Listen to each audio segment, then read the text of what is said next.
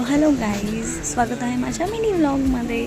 तर चला तर मी आज ना मावशीसोबत चालले होते दवाखान्यामध्ये, कारण तिची ना अपॉइंटमेंट होती. कारण तिने ना डोळ्यांचं ऑपरेशन केलं होतं ना, तर 6 महिन्याने तिला बोलवलं होतं. मग चाललो होतो आम्ही दोघींनी, कारण तिच्या जोडीला कोणी नव्हतं. मग मला म्हटली चल तू.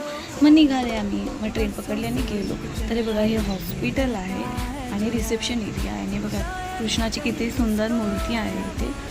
मग वेटिंग रूममध्ये आम्ही वेट केला. मग फायनली आमचा नंबर आल्याच्यानंतर मावशीचे डोळे वगैरे चेक केले. मग डॉक्टर म्हटले काही प्रॉब्लेम नाही, तुम्ही बाहेर वेट करा, मी रिपोर्ट पाठवते.